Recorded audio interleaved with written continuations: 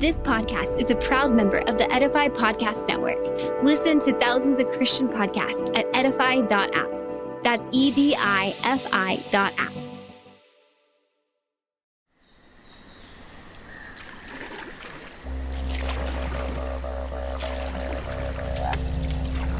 We came back with 5 or 6 really courageous warriors from this enemy tribe who were literally taking their lives in their hands by escorting Mom and Dad and me.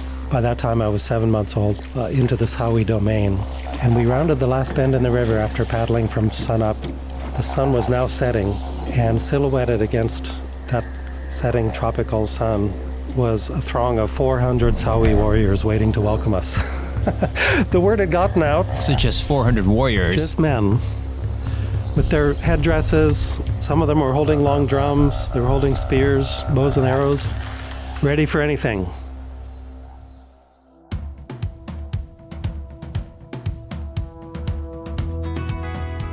Hi, I'm Jenny Rice in Arcadia, California.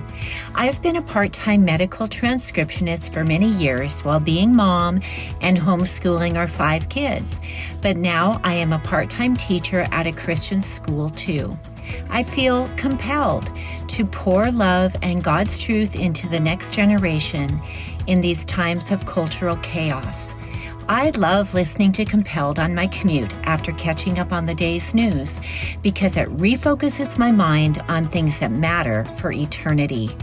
I am in awe of God's power showcased in each episode and am reminded that greater is He that is in us than he that is in the world.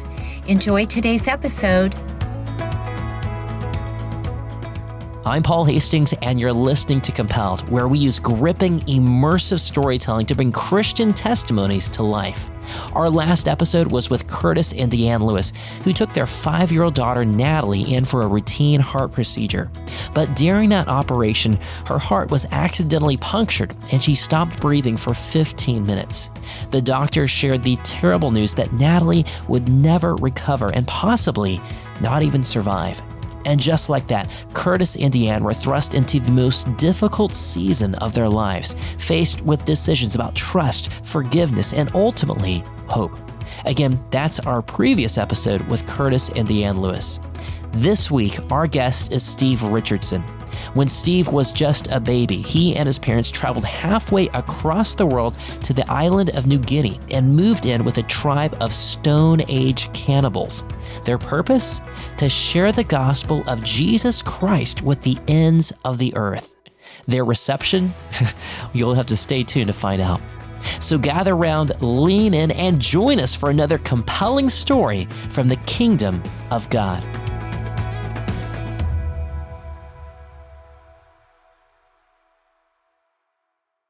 Almost half of my lifetime ago, I came across a rather interesting book called Peace Child. The author, Don Richardson, explained in great detail his experiences moving his family to the opposite side of the world to share the good news of Jesus with a Stone Age tribe living on the island of New Guinea that had never before encountered the outside world. And as you can imagine, the story was riveting, especially for my 17-year-old self. The author, Don, went to be with the Lord about 5 years ago. But I never imagined that I would get to sit down with his oldest son, Steve, and hear the stories again firsthand. And yet earlier this spring, on a sunny day in Florida, that's precisely what happened. And the story begins around 1960. Mom and Dad were 26, 27 years old, fairly recently out of Bible school in Alberta, Canada. My dad was Canadian and my mother American, and they met at a place called Prairie Bible Institute north of Calgary. And they had heard a speaker talk about all these lost tribes out there in New Guinea that had been surveyed from military aircraft, during World War II, and just the smoke of 1,000 villages.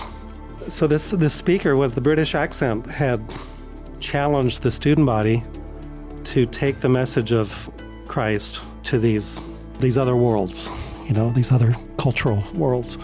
And they just felt very powerfully moved by God. Not just Mom and Dad, but several other students who heard this. They actually kind of signed up together, and there were a couple of dozen of them that ended up out there, serving in various tribes, learning different languages. Now, a lot of people don't know much about New Guinea, but it's a 1,500-mile-long island shaped like a Tyrannosaurus Rex sunbathing on the equator north of Australia. There are literally about 1,500 languages on that island and the islands around it. So a fifth of the world's languages are found in and around New Guinea. When I was 6 months old, Mom and Dad packed me up and we got on a ship, left Vancouver, Canada, and sailed via Hawaii and New Zealand, ended up in New Guinea. And we arrived in the highlands, and a few missionaries had preceded Mom and Dad into the Dani tribe, one of the larger tribes in the highlands. And as we were getting off the airplane, they said to my parents, "We've just heard about the Sawi people down there in the southern swamps, and it's hot, it's humid, lots of mosquitoes. It's not like it is up here in the mountains in the highlands, at 4,000 or 5,000 feet. As far as we know, they haven't had contact with the outside world. And they live in tree houses. They're probably pretty fierce people. Would you be happy to take the gospel to them?" Mom and Dad said, "Yes, that's what we've come to do." And with the help of another missionary who'd recently pioneered a work in a neighboring tribe with a completely different language, Dad went in, made first contact with a few Sawi warriors that were brave enough to come out of the jungle and encounter them in their little boat.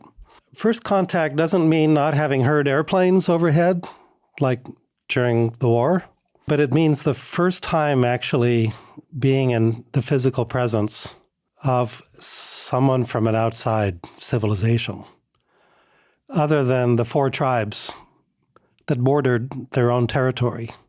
So there were 18 Sawi villages.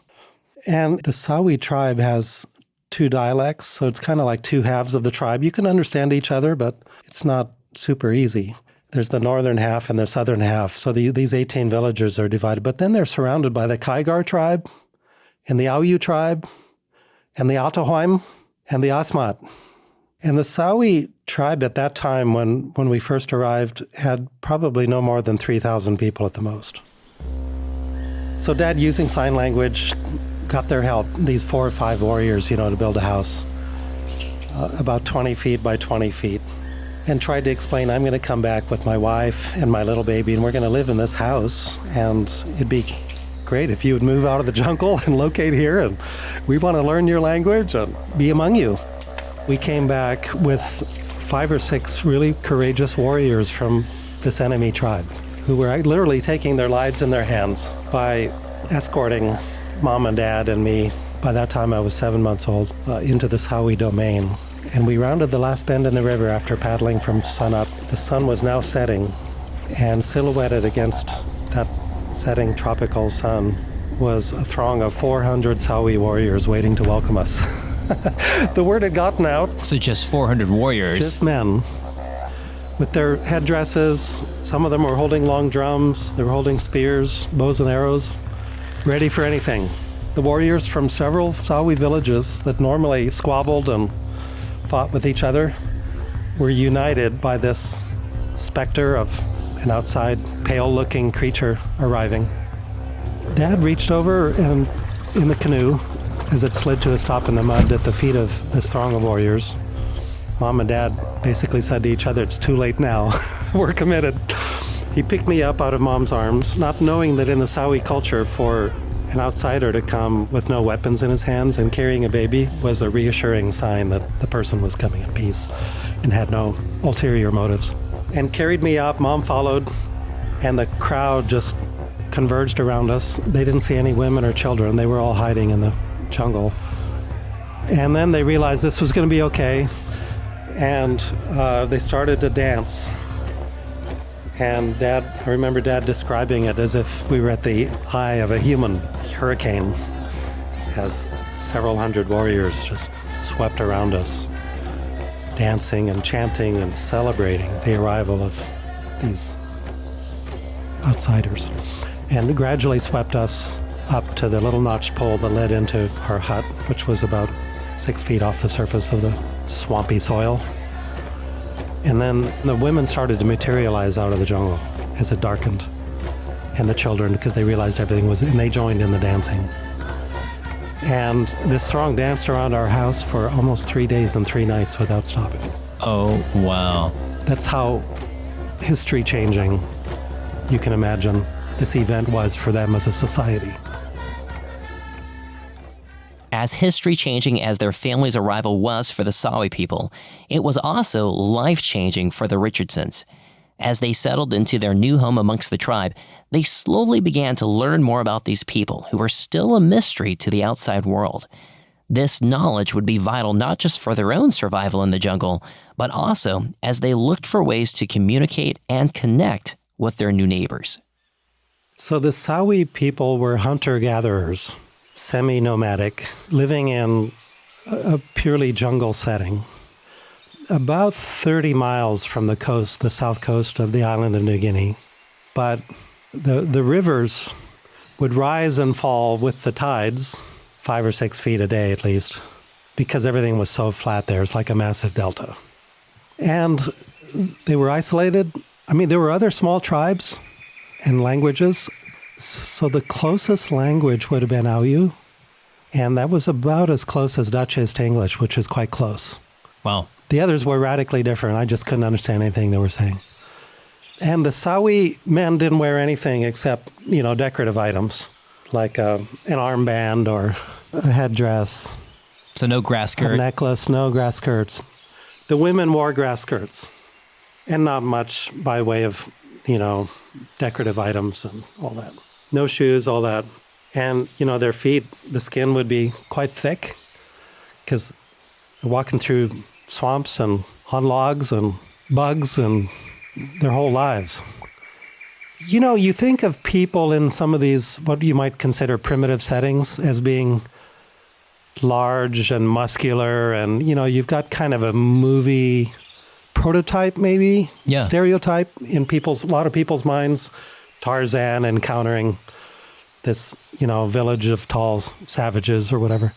But really, the reality, and I think this is more true than not in most parts of the world, is these people were generally malnourished. They had lots of parasites. There wasn't as much food there in the jungle as you might think. They had fish in the river. If they worked hard, they could catch shrimp by putting some bark in there that had some poison in it, kind of paralyzing some of the shrimp and catching them with a bit of a kind of a fabric fence as the tide went out. There were snakes. There were some exotic things like cassowary birds or like ostriches, except they live in the jungle. Wild pigs would be the main source of protein that they had, but you could do that mostly by moonlight.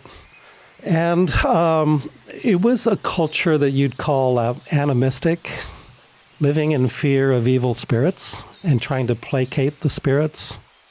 They would build villages temporarily. They wouldn't repair their houses. They would just relocate to a nearby tributary or somewhere else to be closer to whatever they could harvest there. And then they would kind of do a circle through part of the Sawi territory. Each village would do a circle so that they would stay proximate to more reachable pigs and fruit and so forth. And by the time they made the whole circle, wherever they had been a few years earlier would have been replenished. But their main staple was the pulp from a palm tree called the sago palm. It's a little bit like we get tapioca from. And it would remind you of a flour or a potato or a manioc root. And what they do is they chop down a mature sago palm, split it open using a process with water. They filter the pulp from all the fiber that's on the inside of that tree into a big chunk, that they carry home weighing 15 pounds potentially. And then for each meal, they would break off a chunk of that and cook it in the fire. And if they have a little meat, they would add it to that and whatever fruit they'd been able to gather. They had quite a few words for the harvesting process for sago. They had words, there's 4 different kinds of grubs. That's another thing they would eat and that I enjoyed as a kid. There's the small variety, there's the medium, and there's the large, basically the supersized, which are gross. The medium size were fine. They're only about 3 inches long. And they turn into different kinds of beetles if you leave them long enough. So there's the Capricorn beetle and there's the other beetles. And this sago palm was a gift of God, the tribes there, because it was their staple. It's like potatoes to the Irish, back in the day or whatever, rice. And you could either harvest the sago flower immediately from the felled tree, or you could let it rot for a few weeks and come back at just the right time, and it'll be teeming with grubs. And you harvest the grubs and take them home and bite into them like you'd be biting into the Michelin Man with that rubbery exterior and just the cholesterol-soaked juice permeating your mouth and massaging your tongue. And it's just a heavenly sensation. We seriously had grubs for dinner there as a family on a routine. We kind of had a weekly schedule. My mom put together a weekly menu, and each night it'd be slightly different. Wow. And one of the nights a week at least was the grubs. And the typical idea we have of a tropical setting, most of what you think of, they didn't have. They were on survival mode. And to make it even more challenging, they were trying to survive from their enemies at the same time, constantly taking revenge on each other for whatever the last crime was. No wonder those tribes were small. I mean, they'd probably been there for hundreds and hundreds of years. Who knows, the migration patterns. It's a fascinating study, I'm sure. But to survive at all, they survived in small groups. A lot of the men got killed in battles, so polygamy was the norm. And the older men, kind of the chiefs or the elders, would generally have more wives. This became a bone of contention. Young men wanted wives too, but the old men had taken them. And, a father would promise his daughter in marriage to one of his friends, of an older generation in return for whatever. And so there was just so many reasons why people had a hard time getting along. So it was man against man, clan against clan. In each village, there were multiple clans, and they had names. They were named after different birds. And then there was village against village, and then it was the Sawi tribe against the other 4 tribes, some of which were quite a bit bigger. But they started fighting with each other. They couldn't stand being close to each other, because of all these grievances from who knows how many generations past. So 4 villages moved in around us because they wanted to be near us. So suddenly there's like 800 people living around us.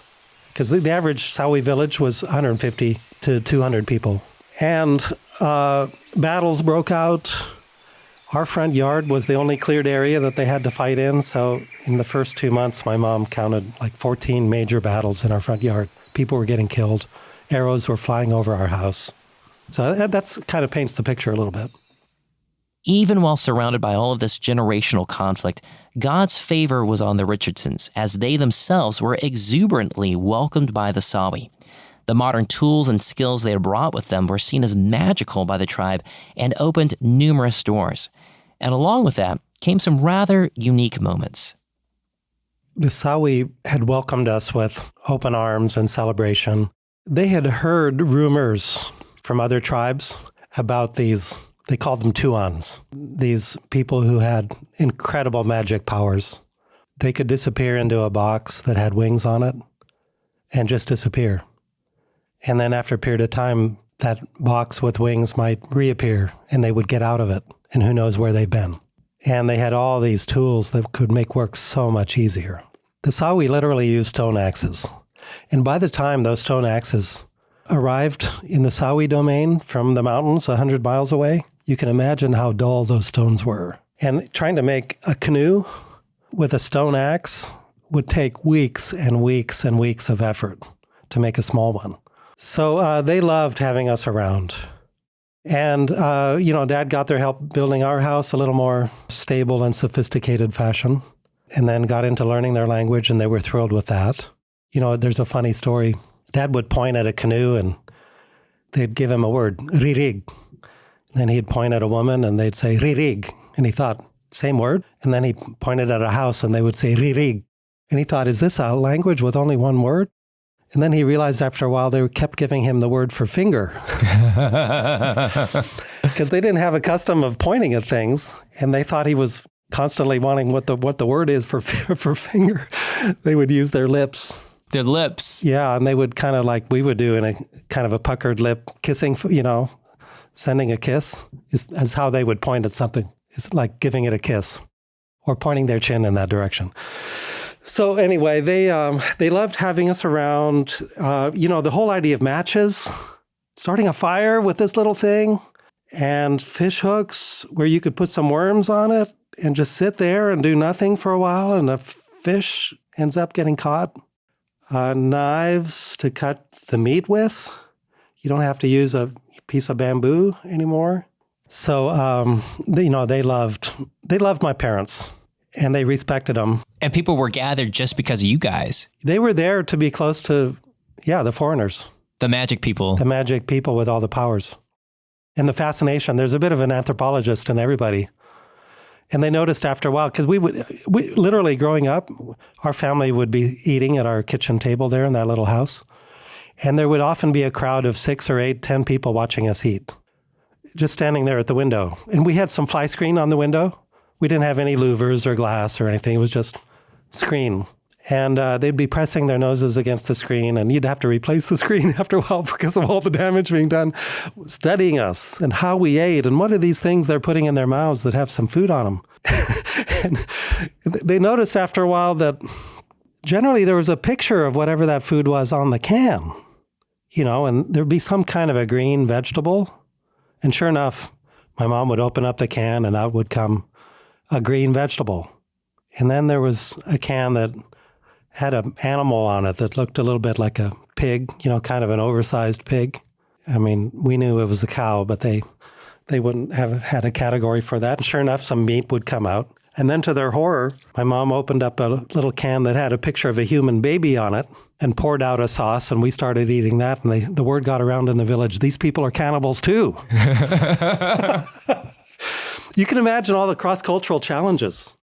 While the cultural and language barriers range from sometimes frustrating to even comical, the Richardsons and Sawi worked through many of them together over time. However, even as their grasp of the Sawi language grew, one cultural divide in particular became a major roadblock to the Richardsons' main purpose and reason for even being there. More on that after the break. For the last 11 years, I've been a member of Medi-Share, a Christian healthcare sharing ministry focused on meeting the healthcare expenses of fellow Christians. In fact, over the last 30 years, Medi-Share members have collectively shared over $6 billion in medical needs. And it's because it's an explicitly Christian ministry that my wife and I always know that whenever we send in our monthly portion to help someone else meet their medical expenses, it's always for a medical need that's in alignment with our Christian values. We're not paying for abortions or transgender surgeries or things that grieve God, but rather legitimate medical needs that honor God when we join with our fellow Christians to meet them. And of course, my wife and I have experienced the power of Medi-Share firsthand. We've welcomed 4 beautiful children into our lives, which of course includes giving birth and doctor visits and ER trips. And through it all, the Medi-Share community has always helped us meet our medical needs every single time. And really, Medi-Share is a way for my wife and I to align our Christian values and beliefs with our healthcare. To learn more, visit the special landing page created just for Compelled listeners at medishare.com/compelled. Again, that's Medi-Share, MEDI share, medishare.com/compelled.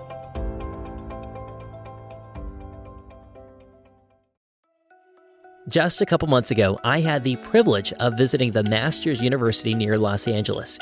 If you haven't heard of the Masters University before, there's a very good chance you've at least heard of their longtime president, Dr. John MacArthur, who served at the school for over 30 years while also pastoring Grace Community Church in Southern California and preaching on the Grace to You radio program. Dr. MacArthur is now the chancellor of the school and continues to be involved with the university's strategic decisions, like their choice to come back from the California COVID lockdowns as quickly as possible and resume in-person instruction and discipleship. The Masters University doesn't just care about providing a quality education for students, which they do, but more importantly, they are passionate about cultivating a deep and abiding love of Christ and His Word. Dr. MacArthur has been a trusted voice in the Christian community for over 50 years, and he and I both strongly recommend the Masters University to anyone pursuing higher education who also cares about preparing for a life of eternal influence. Learn more at masters.edu. Again, that's masters.edu.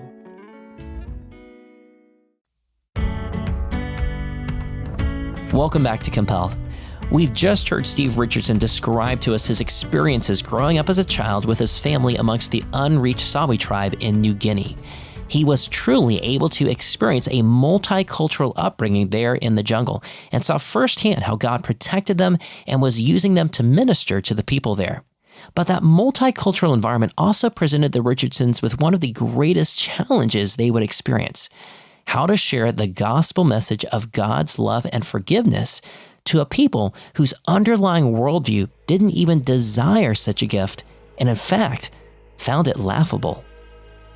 And so I had the incredible privilege of growing up there. Mom and Dad had been trained a little bit in how to learn a language and plunged in. And because we had no other Westerners around, no other English speakers, I grew up speaking Sawi. And I spoke English too, because Mom and Dad spoke English. But they quite quickly started to learn the language when Dad started explaining the gospel message to some of the men in this special house that they called the Man House, which was a house where the warriors would gather and they would have parties and they would plan the next hunting trip or the next raid on another village or whatever. And this would have been, a couple of months into the process as he was starting to get the language a little bit. And he came to the part where Judas betrayed his friend Jesus to death. And there was a ripple of laughter, and a man named Mahain in the back of the smoky room said, "Tuan Dan, tell us more about Judas." And Dad said, "You mean Jesus?" They said, "No, Judas, he sounds like one of us." And Dad said, "What do you mean?" And Mahain said, "Well, didn't you just say that he betrayed his friend to death? We do that all the time. And we have a practice that's called Tui Asanaiman." Literally in their language, it meant to do with a human as you would treat a pig. So, in their culture, they go out pig hunting, and they, if it's some other pig that has piglets, they'll take the piglets back to the village, raise the piglets, and then eventually, when the pig gets big enough, they'll kill it and have a feast.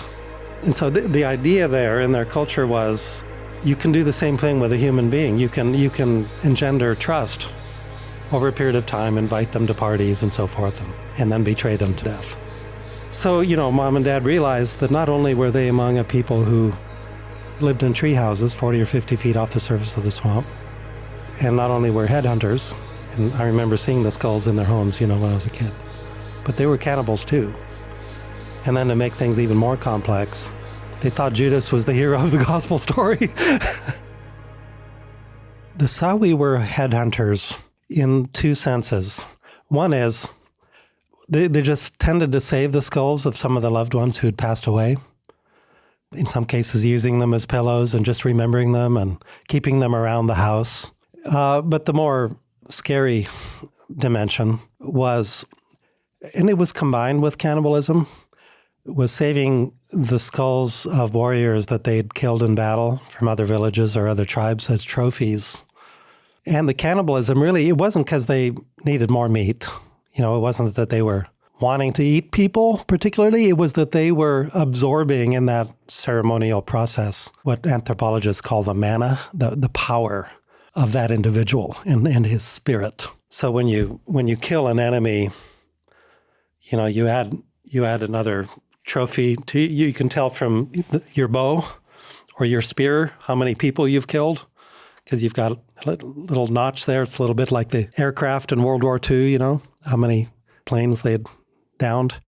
And by actually eating some of that person's flesh, the animistic idea was that they're getting that person's mystical world power and absorbing it and multiplying their own influence, in the community and their prestige.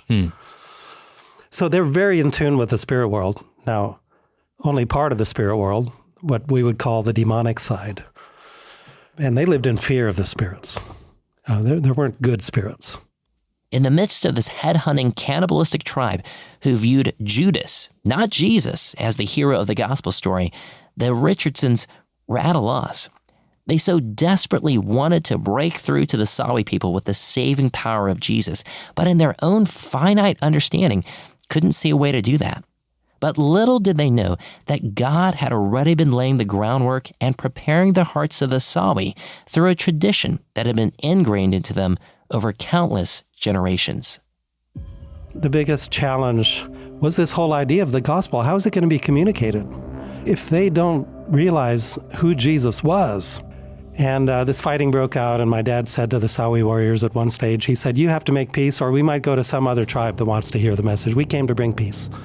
We came to be a blessing. But people are getting injured, if not killed, and I'm tired of rushing out and breaking bows and arrows and trying to restore peace, as you're fighting with each other." But he wondered to himself, how does a treachery idealizing culture convince their enemies that they're actually serious about making peace? So the next morning, Dad was studying the language with this friend of his, Ari. I remember Ari. And going over some new vocabulary, and I heard a tremendous noise out behind the house and thought to himself, I'm going to have to go out and bring peace to a throng of people who were trying to kill each other once again.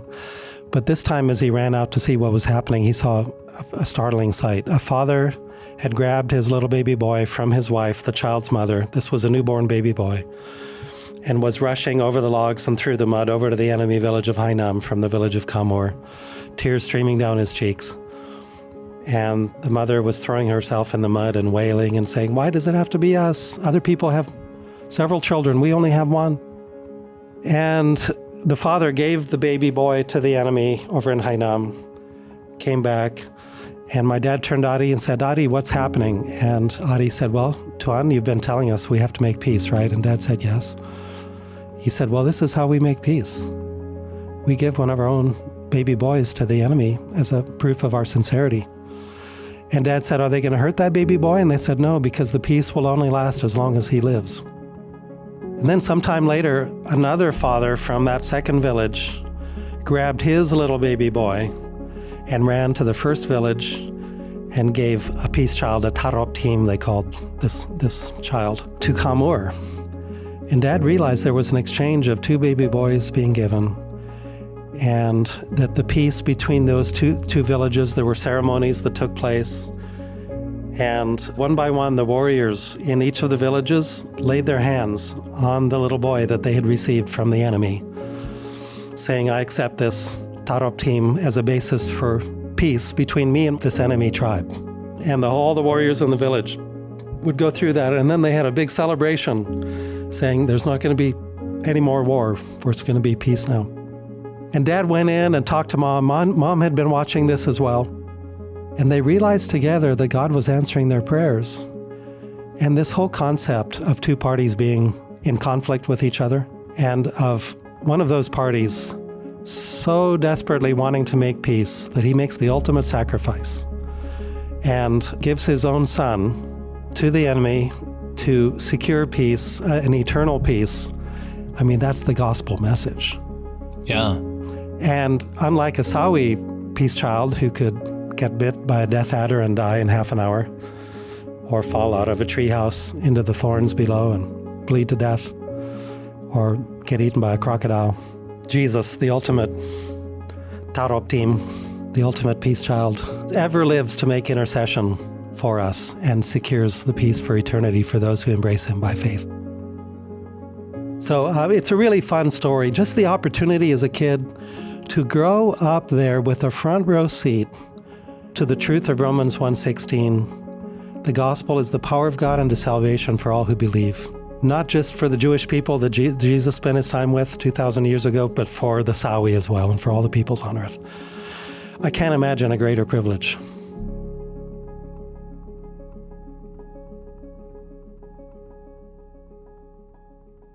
And Dad realized fairly quickly that this idea of the peace child among the Sawi was only one version of many keys that God had planted in cultures all around the world, preparing them for the arrival of the gospel message. And he started researching, the Aztecs and the Incas and the peoples of mainland Southeast Asia, China, Nepal, Africa, and started realizing that they had their own legends. They had their own ways of making peace. They had concepts of God.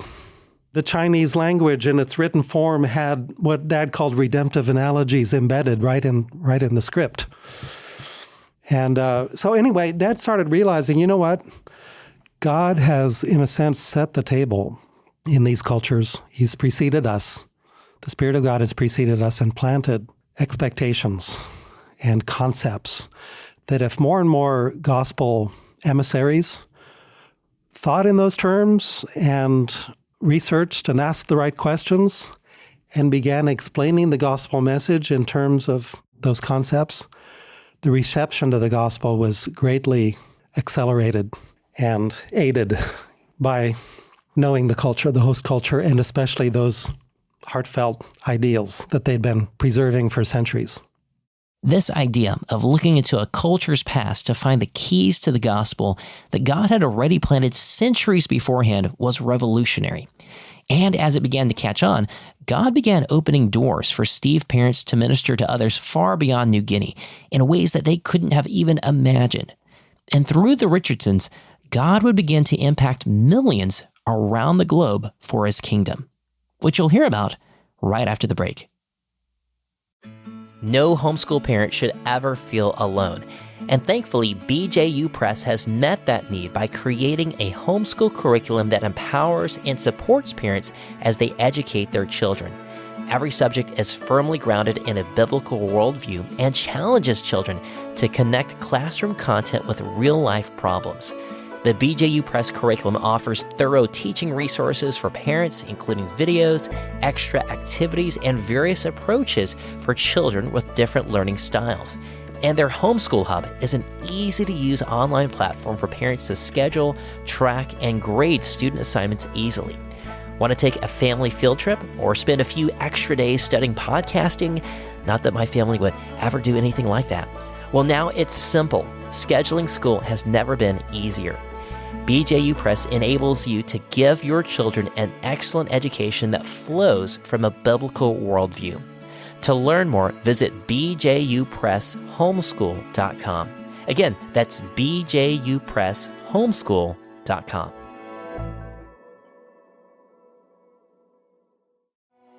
It's back to school season, and if you're like most families with children, you're running around like a crazy person trying to select the best education options for your kids.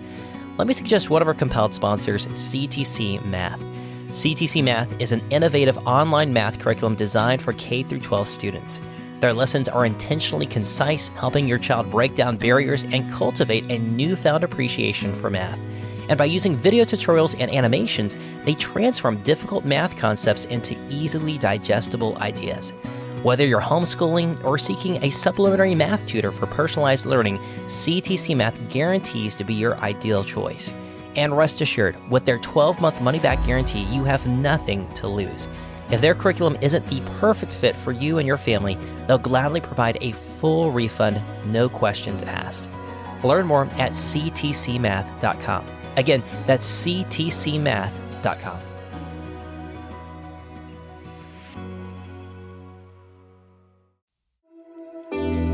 Welcome back. As the seeds of the gospel continued to blossom among the tribe, Steve's father, Don, felt called to write a book about this redemptive analogy God had planted in the hearts of the Sawi. That book was the very same one that I read, Peace Child. And when they released it 12 years after having arrived amongst the Sawi, the Richardsons had no idea if anyone would bother to read their story. But as it turned out, God wanted millions to hear the story about his work amongst the Sawi. The book Peace Child was published, I think originally in 1973 or 4. A businessman donated $30,000 to make a movie out of it. So they produced a 27-minute-long movie called Peace Child, which ended up being shown all around the world. Next to the Jesus film, it was the second most watched Christian film for a period of time all around the world. In Africa, Latin America was being used evangelistically. And the story of what God did with the Peace Child concept among the Sawi and the concept of redemptive analogies took off in churches all across North America. Dad was a gifted speaker and communicator, not just a gifted writer, but a gifted speaker as well. And the book Peace Child caught the attention of Reader's Digest. They condensed the story into one of their issues of Reader's Digest in December, and I think it might have been 1973. And it kind of hit. Reader's Digest was a big deal in those days. And they had all these condensed books. Yeah. Classic books, condensed. And Peace Child became one of those condensed books. So millions of people heard about Jesus and heard about the Sawi by reading Mom and Dad's story, our family story, in Reader's Digest. And then this movie took off. It wasn't a full-length movie like you'd watch in a theater, but it was played in churches, all over the place. And the mission organization that my parents were with said, you know what, Don and Carol, we know how much you love serving there in New Guinea with the tribes, but we think that with your gifting and the story that you can tell, it would be a better application of who you are for the bigger picture of what God wants to do all around the world if you would come back and become a spokesperson for what the mission organization does. So Dad started just speaking in hundreds of churches and conferences. And God used the faithful obedience of the Richardson family to take what started with the tense arrival of a dugout canoe in the Sawi territory and grow it into a movement whose eternal impact today continues to ripple through not just the Sawi people, but to the ends of the earth. As we wrapped up our time together, Steve shared the incredible things God has done in the years since his family moved away from the Sawi tribe. By the time we left the Sawi after 15 years, their society had been transformed. Probably 60% of the Sawi had expressed personal faith in the Lord Jesus. They had established churches in all 18 villages. The mother church, kind of the big church, was near where we lived. It may to this day be the biggest structure constructed out of native jungle materials that there's ever been. It was 70 feet high. Dad called it the Sawi Dome. And you could fit 1,100 people under this thatch-roofed church. But anyway, all that to say, peace was established for the long haul, not just temporarily.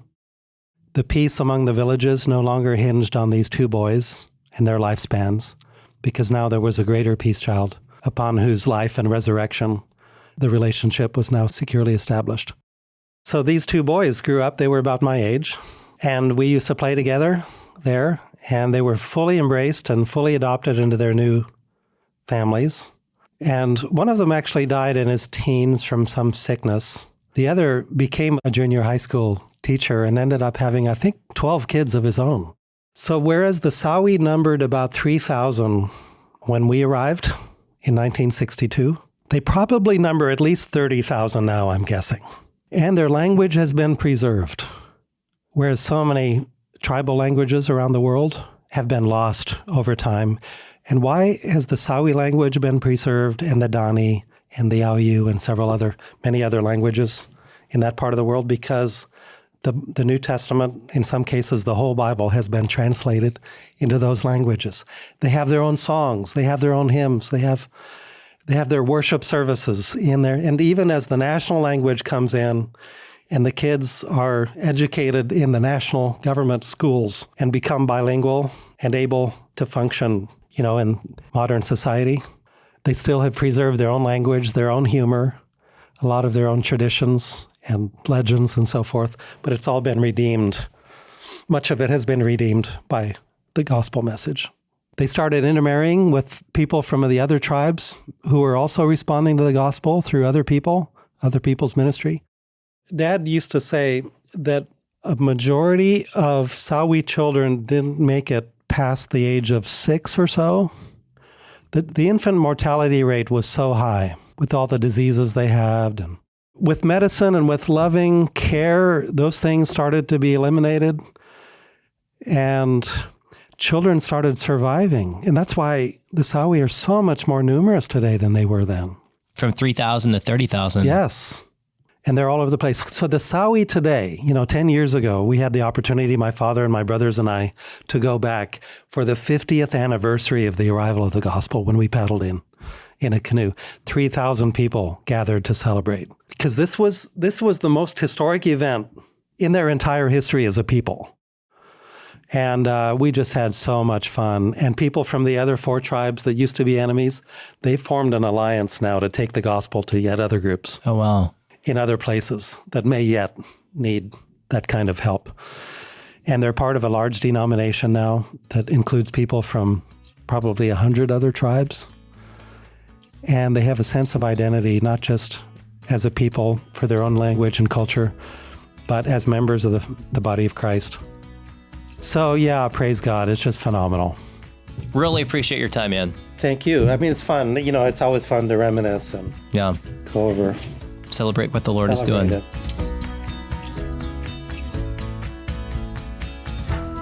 It's been 61 years since the Richardsons moved in with the Sawi tribe. They never set out to launch a worldwide missions movement. They just wanted to be faithful stewards of the calling that God had given them. And during the 15 years that the Richardsons lived with the Sawi, they helped create an alphabet for their language, taught them how to read, and then translated the New Testament into their native tongue. Steve's two younger brothers, Paul and Shannon, were born there and grew up among the Sawi, and today, both of them still live in Southeast Asia and serve the Lord faithfully. Steve has spent the rest of his life involved in missions, and today is the president of the Pioneers USA Missions Organization. To learn more about their work, visit pioneers.org. Also, if you head over to the show notes page on our website for this episode, we've got original photos of Steve's family amongst the Sawi, the documentary they filmed 50 years later, and all kinds of other cool stuff. Also, we'll be giving away an autographed copy of the Peace Child book. To find all of that or to enter the drawing, just visit compelledpodcast.com and look up this episode. Now, there were so many more stories from our interview we didn't have time to include, such as the time when Steve was a baby and the Richardsons' canoe capsized and Steve fell into crocodile-infested waters, or the time when a massive python snuck into their home. And of course, there's Steve's own story of salvation and the story of massive culture shock when they moved back to North America when he was 15. And of course, Steve has his own stories from working on the mission field, including the time he got to share the gospel in South Africa with the man who was currently mugging him. If you would like to hear just one of these special bonus stories, then hop onto our show notes page, the one I already told you about, leave us your email address, and we'll give you instant access. And as a monthly partner, you can listen to all of the bonus stories and more in our full-length behind-the-scenes interviews with each of our guests. These are the original recordings from the interview and are basically unedited. Yes, we take out bathroom breaks, but beyond that, it's pretty much close to the original interview, which can range anywhere from 2 to 4 hours with so many more stories. Again, that's one of the perks we make available for all of our monthly partners. The other perk for our monthly partners is early access to each of our episodes. 1 week before our next episode officially releases, we'll send it out to our monthly partners first. And that's just our way of saying thank you for coming alongside us and enabling us to continue telling these stories of what God is doing around the world. Without you, we can't tell these stories, so thank you for playing a part. If you're not a monthly partner but would like to become one, head over to compelledpodcast.com/donate, and you can either join our Patreon or make a contribution directly on the website and select the monthly option. Today's episode was edited by Will Jackson, story editing by Nathan Webster, sound engineering by Zach Feller, and our associate producer is my sweet wife, Sarah Hastings. Stay tuned for a sneak peek from our next story with Eric Hovind. Eric grew up in a Christian household and served faithfully in his family's Christian ministry, volunteered at church, and always knew all the right answers. But one night, he came face to face with a shocking realization.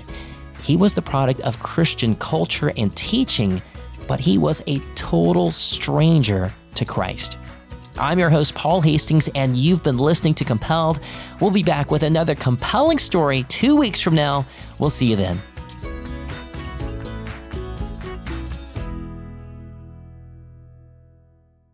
Oh my goodness, that DVD rocked my world. I'm like, I can't go to sleep right now. I hit play again on Hell's Best Kept Secret and watch it a fourth time. And after watching this message for a fourth time, realizing the state of my soul.